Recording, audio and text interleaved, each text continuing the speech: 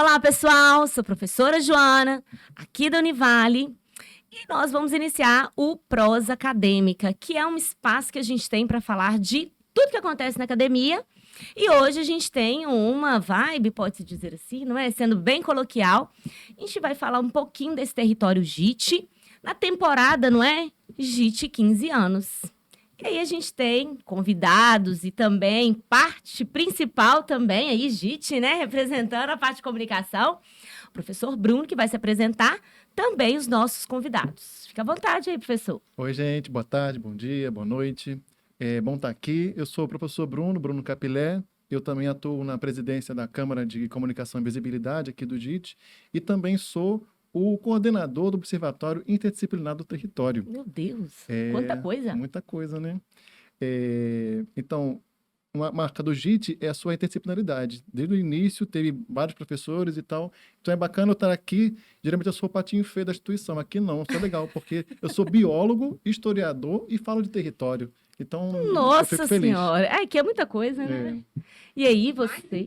Nossa, é impossível. Tem que estar realmente no JIT, sua apresentação. Gente, eu sou a Crislene, eu trabalho aqui na Univale como professora da medicina, sou médica, sou ginecologista, sou obstetra e ultrassonografista. Meu Deus, nossa, tanta coisa. Também trabalho na UFJF. Massa.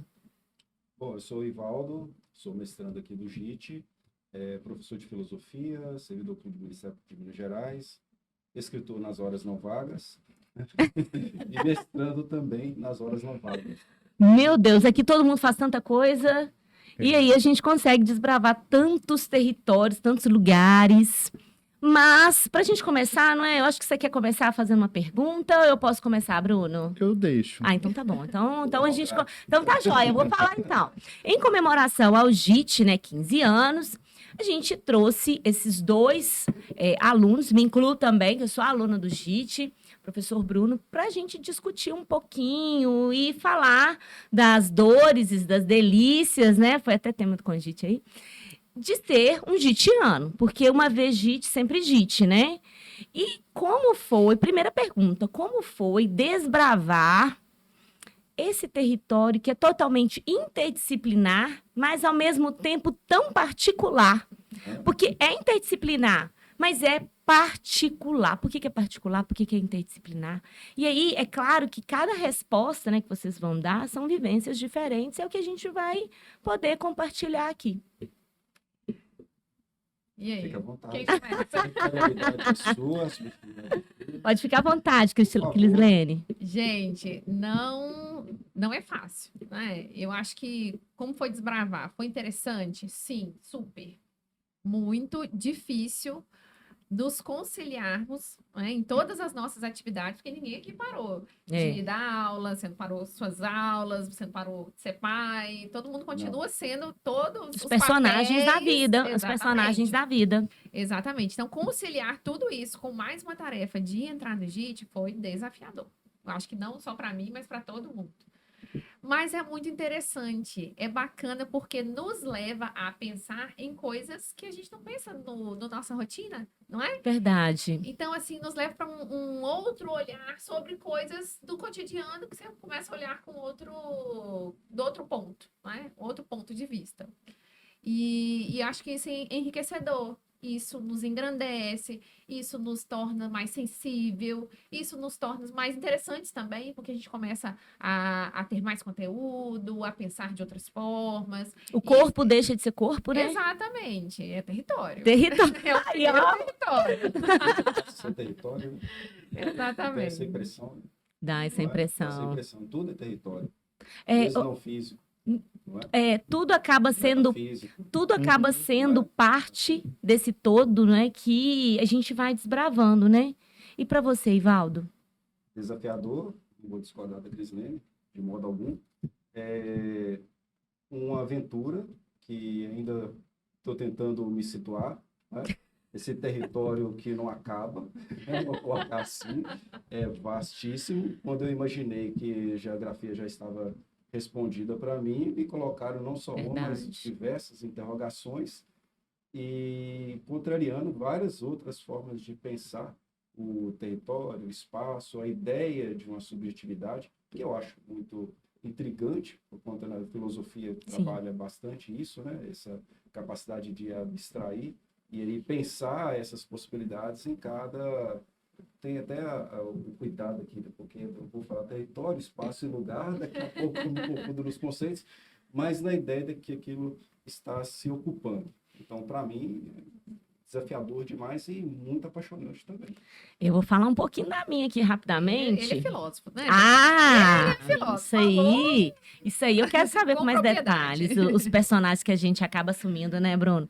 Pra mim, ó, vou me colocar porque Lembrar eu que a gente sou... tá na Caverna do Dragão. Sim, é na Então, Caverna do Dragão. Você disse isso, entendeu? Aqui. Nós custamos para poder sair, Caverna do Dragão. Agora aqui, gente, pra mim, eu falei assim, eu comentei hoje até com a Patrícia, né, que é minha orientadora. Falei, gente, eu penso assim, depois que acabar, porque foi um ano, né, gente? Passou e voou.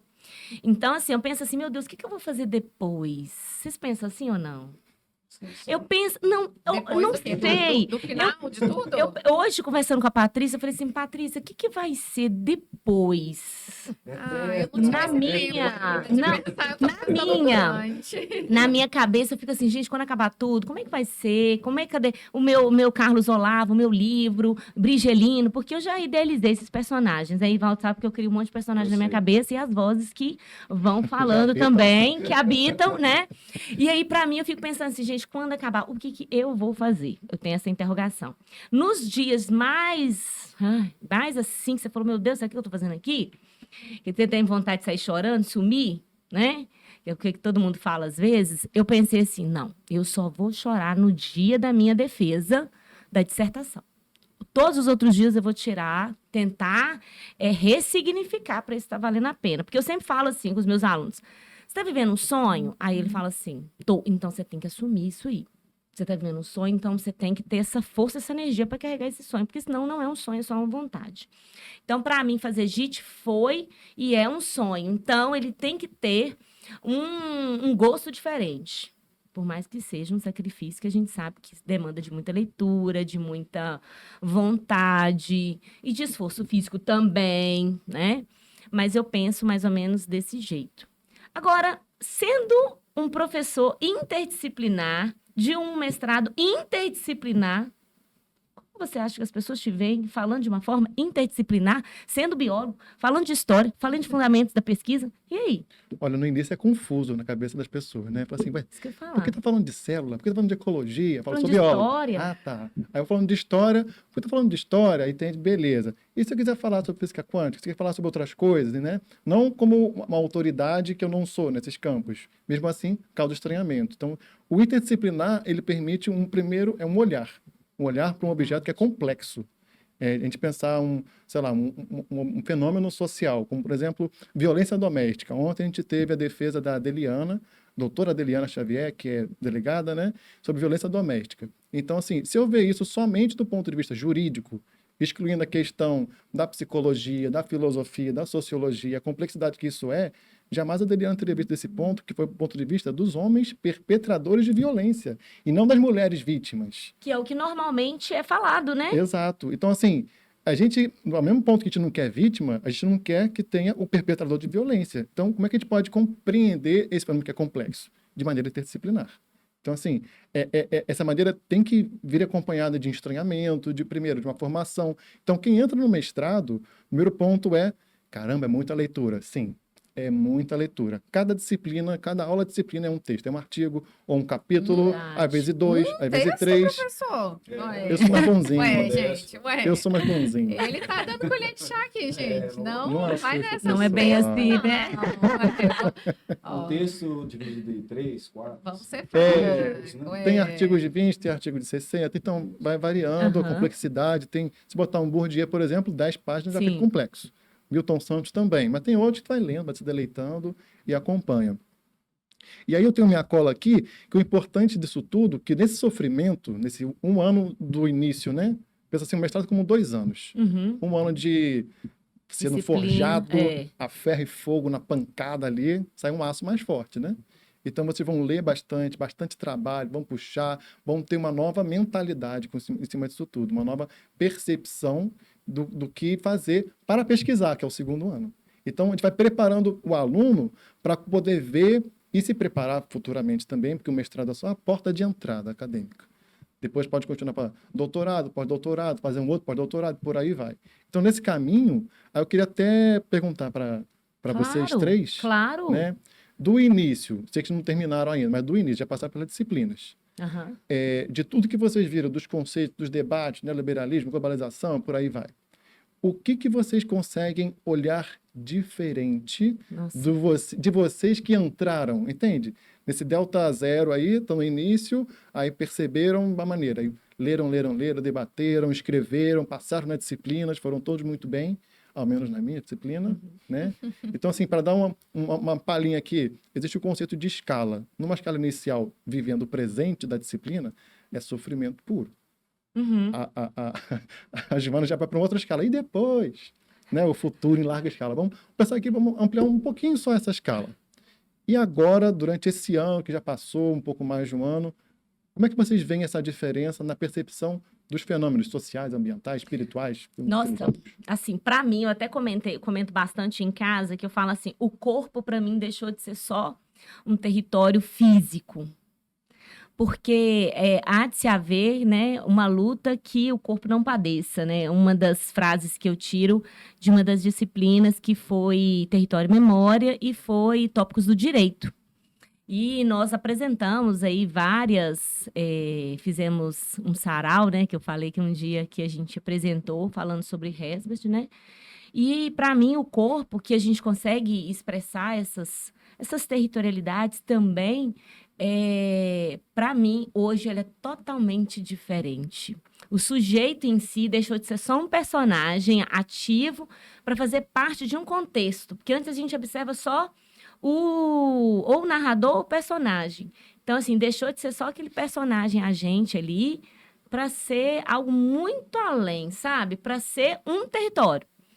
Para mim, essa é a mensagem que eu vou ter. E outra, que é uma da disciplina do Bruno, que eu sempre brinco com ele, que é aqueles textos que ele sempre nos convidava a fazer reflexão. Para mim, a caixa preta, o enigma das coisas, o começar por trás, o evidenciar algumas coisas que a gente acaba não percebendo, sabe? E essa disciplina, para mim, ela foi importante porque ela me mostrou um caminho. É claro que a gente vai vendo, né? A vivência, ela vai mudando os nossos parâmetros, né? Mas, assim, essa disciplina foi aquela que eu, sabe, ficava escrevendo e eu postava. Assim, temos muito a conversar, Bruno, no Instagram, gente. 2 horas da manhã precisa disso, não. Mas, para mim, eu vivi aquilo ali. Eu vivi aquilo ali. Eu falei, não, a gente tem que experimentar isso aqui. Então, para mim, esses dois momentos vão ser, assim, cruciais. Deu um polimento no algoritmo, foi bom. Sofisticado. Ai, fala aí. Olha, o que eu acho assim, que me mudou, que eu vejo diferente, eu vou até linkar com uma frase do Ivaldo aqui, foi a questão de você enxergar territórios. Então, eu viajo, então, numa viagem eu vejo, poxa, um território ali, ó, nativos, essa cultura, esse costume, o modo que aquelas pessoas se vestem. Olha aqui, como que tem um território, não só geográfico, mas simbólico, às vezes, né? Simbólico, cultural. Vai muito além, né, do que aquilo que a gente está ali preparado para ver. Território, uma situação geográfica ali, um pedaço de terra, né? Cartográfica, né? Uma coisa Isso. cartográfica. Então, eu consigo ver, assim, territórios no poder. Então, numa instituição que eu trabalho, eu vejo, poxa, fulano está falando, ciclano, olha essa hierarquia, olha as relações de poder, como que elas se dão, como que a gente consegue enxergar isso com mais facilidade. E muito bacana, né? Eu acho que a gente vai enxergando muitos territórios diferentes. E se enxerga diferente também, porque a gente vê os territórios da gente, né? E como que a gente se adequa ou que a gente muda um outro território. Eu acho bacana. Ivaldo? É difícil dizer algo específico que me fez, numa escala, mudar, né? Do que eu comecei ao do que eu estou hoje. Mas eu digo que a decolonialidade me mostrou o furto de uma possibilidade de sociedade que nós poderíamos viver em outras territorialidades. Porque, como a gente é habituado, né, existe uma tendência de ensinarmos os modos eurocêntricos, a gente acaba acreditando ou sendo ensinado pelo próprio hábito que essa é a única forma de ser, a única territorialidade que podemos vivenciar, se é que podemos levantar uma questão sobre territorialidade, porque já não se considera outras subjetividades. E aí você, como na filosofia eu tento trazer isso, a ideia do que, veja, o que poderíamos ser se no lugar, aqui usando o termo como os geógrafos usam, houvesse outras formas de enxergar a sociedade. Como seria esse videocast agora? Do que estaríamos falando, tecendo?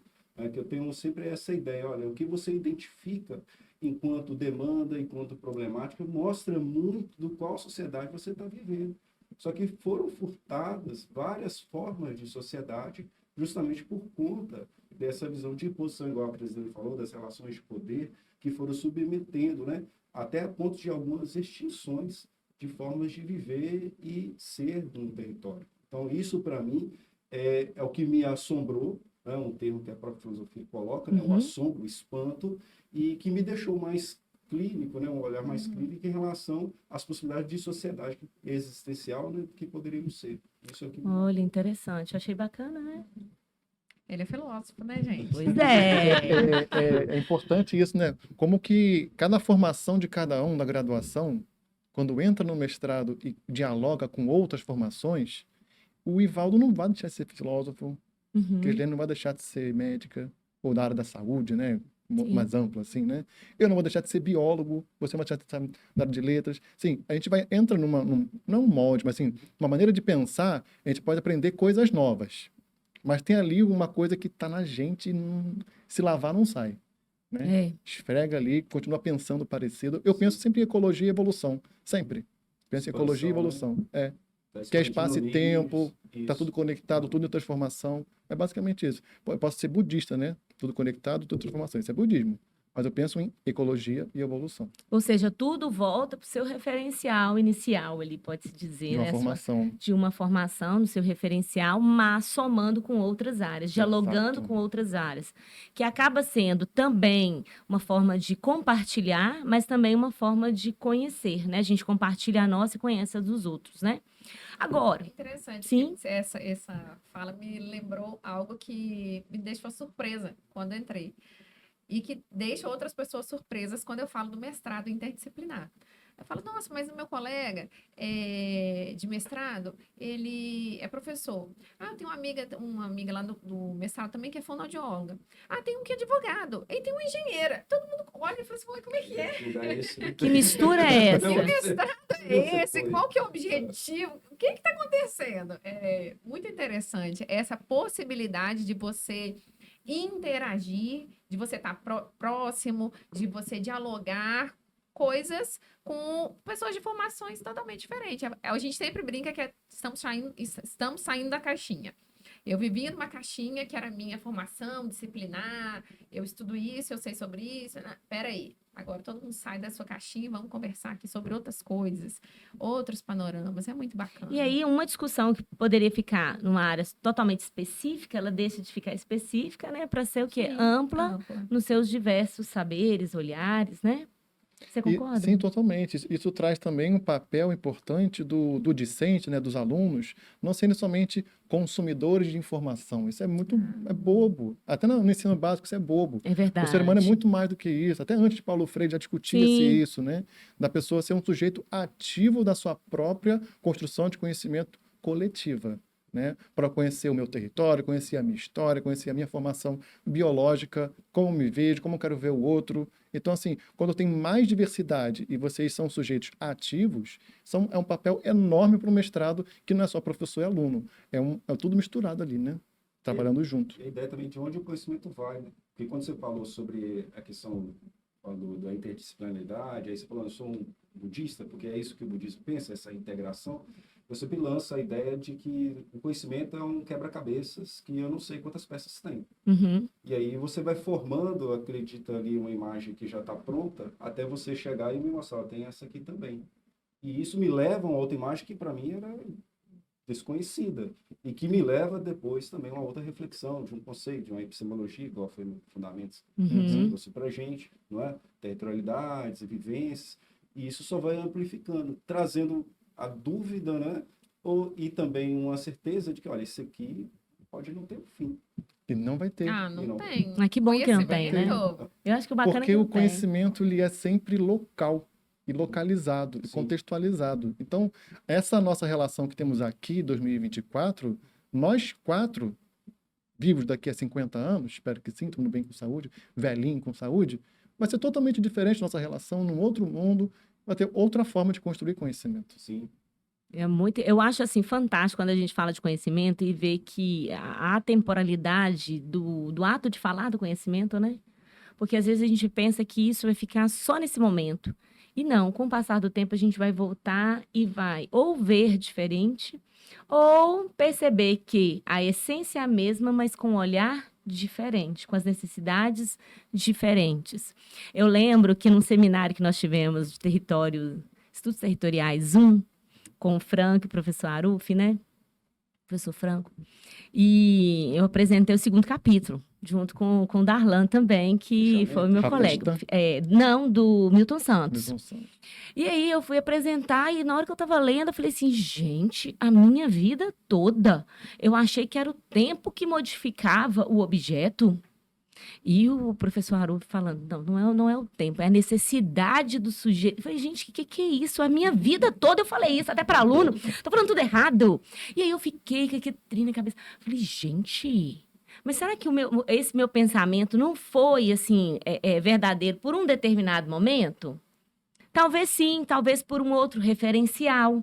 Mas quando a gente para e começa a estudar essas diversas áreas, a gente pensa assim, que nada é aquela resposta definitiva. Tudo é um depende.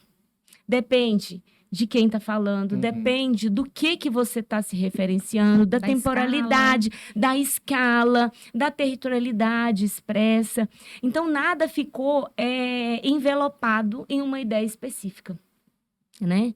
E aí, para a gente aproveitando para falar do conhecimento, eu queria, e como a conversa está rolando, né? Tá de boa aqui, não é? Convidados. Só uma legenda que eu ia falar para você, na hora que a Crislene falou sobre, nessa turma, né, no JIT, né, tem ali engenheiro, advogado, fonoaudiólogo, de filosofia, falando baixinho aqui. A gente lembrar, né, que para quem está nos vendo e ouvindo, que somos egressos do 7º B. Somos 7º B, sempre! A gente ama o 7º B. Por isso que tem tanta diversidade. Quem é meu aluno sabe que eu sempre brinco com o 7º B, porque a gente pode ter idade que for. Se você sentou na cadeira, você virou aluno e virou aluno de 7º B.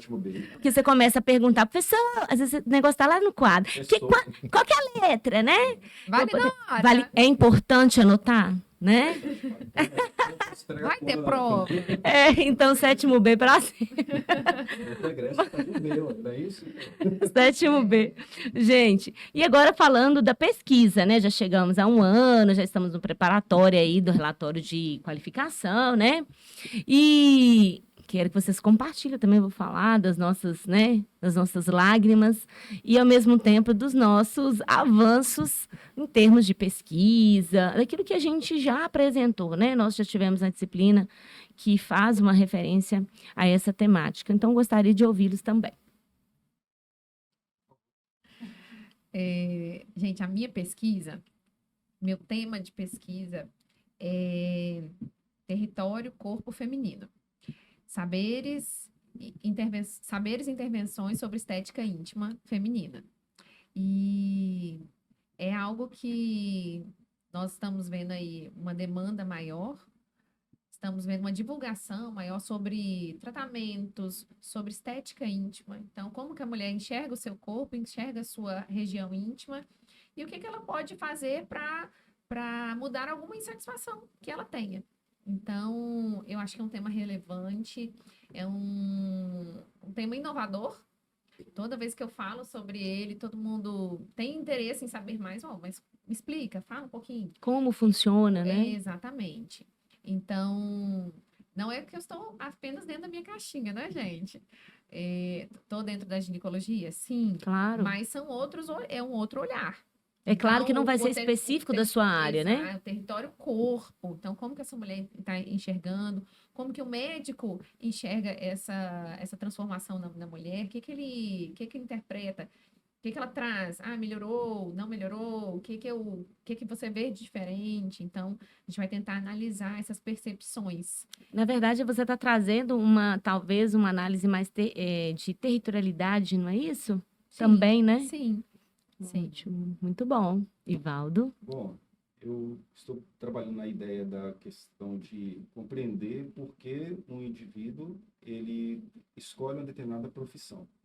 E eu estou tentando relacionar isso na minha pesquisa à questão existencialista do Heidegger, o conceito de vida autêntica e inautêntica, que qual que é a ideia basicamente? Para o Heidegger, a inautenticidade é você ter uma existência sem uma vivência.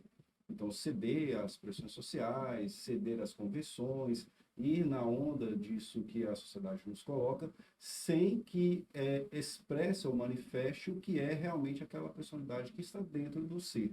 A autêntica já é o contrário. A autêntica é você se afirmar, expressar e trazer na personalidade todos os seus atributos presentes em uma sociedade.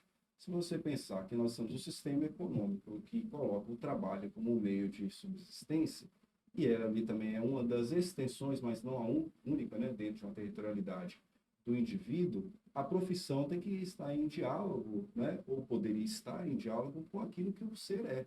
Então, quero trabalhar isso porque ao longo dos anos de sala de aula, vejo vários alunos chegando até a mim com essa angústia, que quer uma profissão, mas atende muitas vezes a outra porque o pai ou a mãe, o próprio mercado Isso acontece de trabalho, demais, viu? acontece demais. Então, a minha pesquisa vai ser trabalhando isso, porque já existe também uma reflexão sobre que o trabalho, quando você realiza de acordo com o que se ele traz níveis de prazer, de felicidade. Muitas vezes as pessoas falam, olha, eu nem estou trabalhando, tipo, a pessoa no Instagram 2 horas da manhã, escrevendo, sabe? É nesse sentido. Nada familiar. Nada familiar, certo? E aí a gente escuta essas duas temáticas e pensa, não tem nada uma a ver com a outra. Eu acho que tem tudo a ver com a Sim. outra. Né? Do ponto de vista dessa visão do Heidegger de uma vida autêntica e de uma noção de padrão de beleza, de uma estética, vamos dizer assim, universal, mas a gente sabe que não é universal, de que as mulheres já sabem o que querem porque viu um vídeo numa revista e tudo mais, né? Então, assim, tudo é possível de dialogar e comunicar, havendo intenção e, óbvio, interesse. A minha já gira em torno da luta pela terra, nas perspectivas, né, das territorialidades expressas no livro Carlos Olavo, né, que é o Nas Terras do Rio Sem Dono.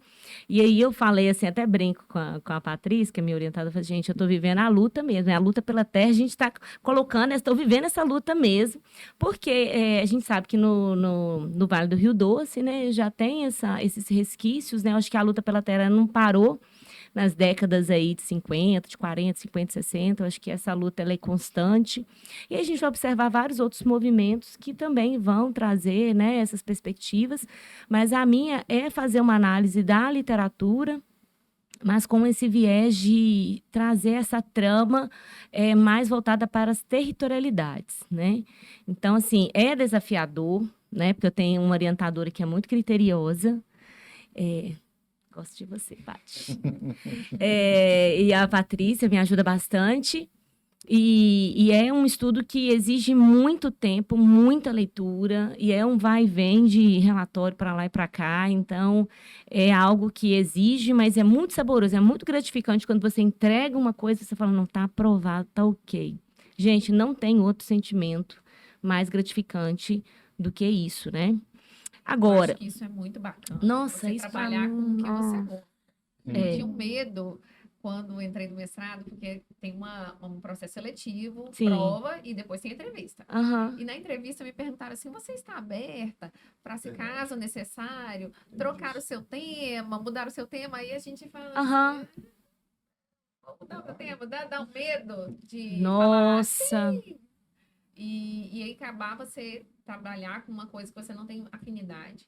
E eu Uhum. acho que quando você trabalha, exatamente isso, quando você trabalha com o que você gosta, com aquilo que você consegue ali desenvolver, raciocinar e mudando a sua perspectiva, vai chegar no que você falou, É, que naquele trabalho que fala a sensação do auge de falar, fiz bem feito, gostei, tô à vontade com você isso falou uma aqui. coisa, Crislene, que me lembrou, porque eu entrei querendo falar de Carolina Maria de Jesus.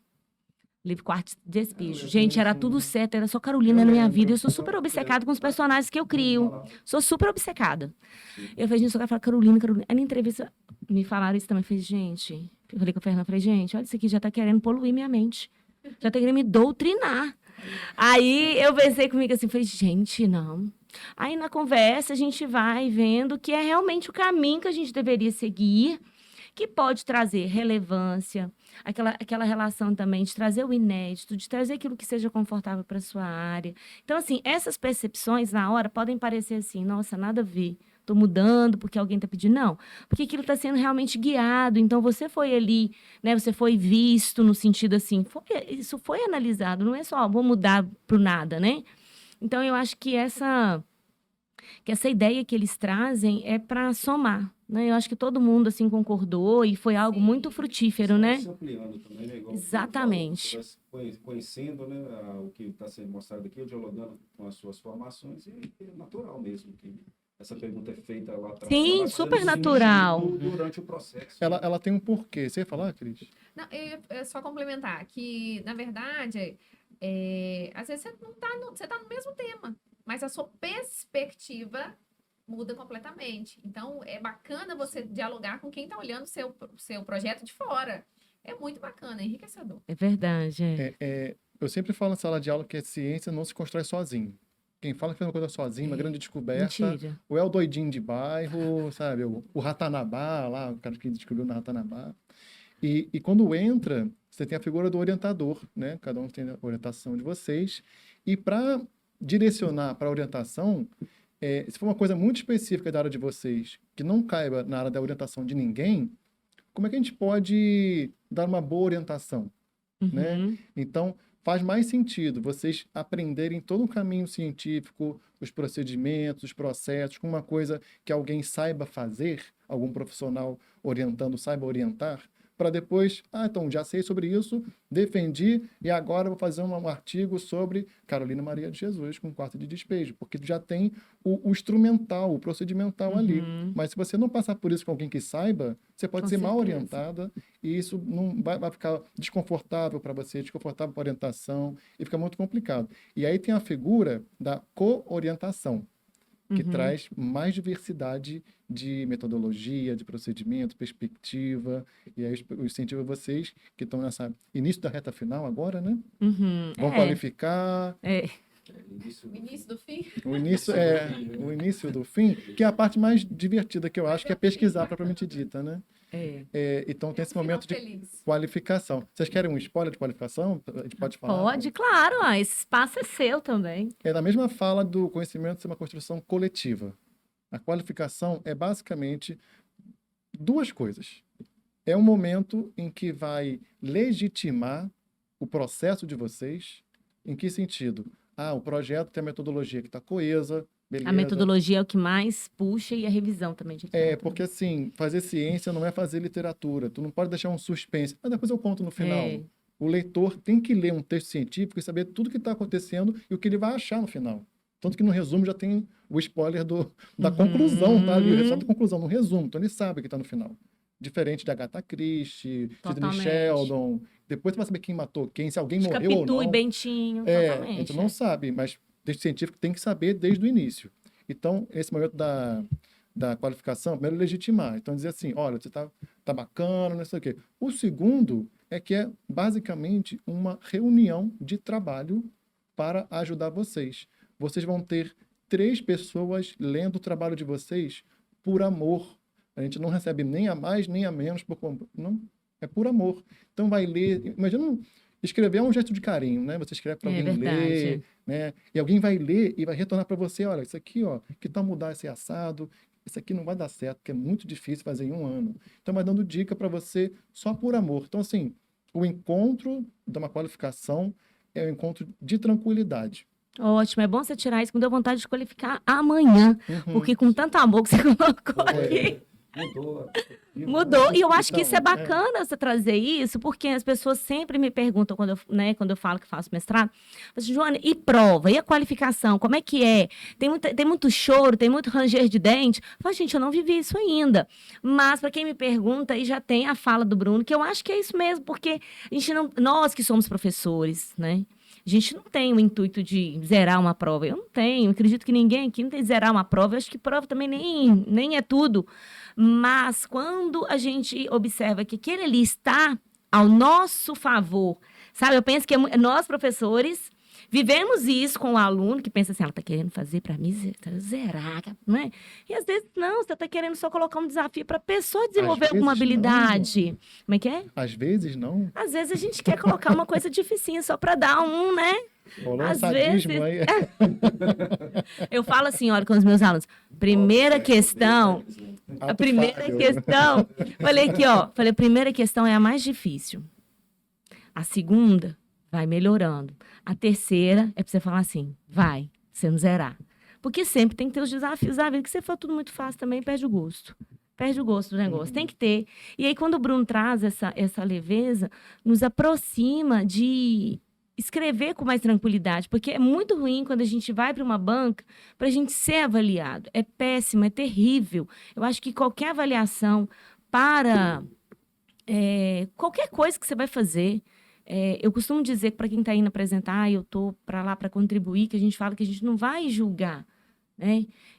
Eu sempre falo, olha, a gente está aqui para poder te ouvir. E é de fato isso, nosso texto vai ser a nossa voz nesse momento. Então, assim, eu espero que seja um momento positivo para mim e que eu também entenda que isso faz parte de um teatro da vida real. Eu sempre penso assim. É um trote, não tem trote no início, tem um trote no meio. Tô pensando se haverá amor na defesa da dissertação também. Ó, se você colocou amor no texto, Ah, então vai. dificilmente não terá. Mas tem casos e casos, né? Tem casos e casos. Haverá amor. Agora, aproveitando, falando de personagem, vida real, Ivaldo, Sim. você tem uma obra, né? Você tem uma obra que você publicou agora, estando no mestrado. Você já tinha finalizado antes? O Aurora eu finalizei em dezembro de 2022. Nossa. Isso. É um livro que eu comecei a escrever aos 20 anos. Ah, então já é uma coisa que tem uma história aí. História, isso. A primeira parte dele, com 20 anos eu escrevia e veio a vida, né? Mil e uma coisas. Deixei a escrita meio suspensa e voltei em 2022 a escrever. Eu publiquei um livro de contos, O Jardineiro, e na sequência eu escrevi um livro de poesias e depois eu retomo a escrita do Aurora, que finalizo em 2022. 2023, janeiro, eu tiro férias, vejo o edital do JIT e invento de entrar aqui, né? Durante o JIT, eu escrevi outro. Olha, Tem um outro tem o livro, título? O Menino da Loja Azul. É o Ah, segundo romance sequência do Aurora. A minha ideia é escrever uma série. massa. Agora, eu até tenho esse livro, depois que passar a JIT aí, eu vou conseguir ler com calma outras leituras. Sim. Aurora, tô perguntando a título Tá, de curiosidade claro. aqui. Sim. Aurora, personagem ou... É um personagem. Amanhecer. Aurora é amanhecer. A ideia do livro, entre várias outras, é também trabalhar a questão existencial. O livro passa em 64, ditadura militar brasileira, um período horrendo para a nossa história traumática, muitas feridas abertas até hoje. Até hoje. E naquele instante, Rafael e Isabela estão vivendo tanto a história do mundo e do Brasil, como a deles também, que são os protagonistas do livro. E a Aurora é a ideia de que a cada dia você tem uma nova oportunidade de se construir ou reconstruir.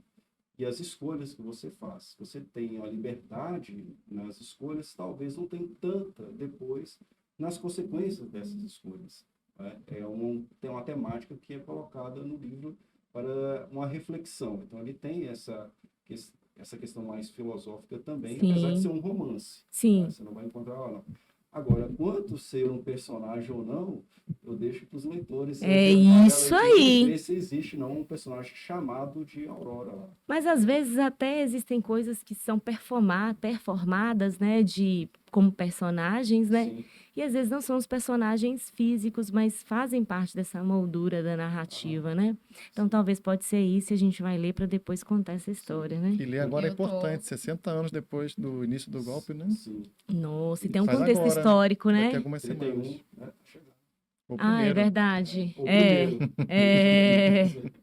Gente, então. Primeiro, mas- E ela- Gente, então, nós estamos quase finalizando nosso podcast, nosso videocast. E aí a gente vai falar um pouquinho, rapidinho, ping-pong. O Bruno também vai entrar, tá, Bruno? Quando eu vou falar uma palavra, eu também vou me colocar também aqui.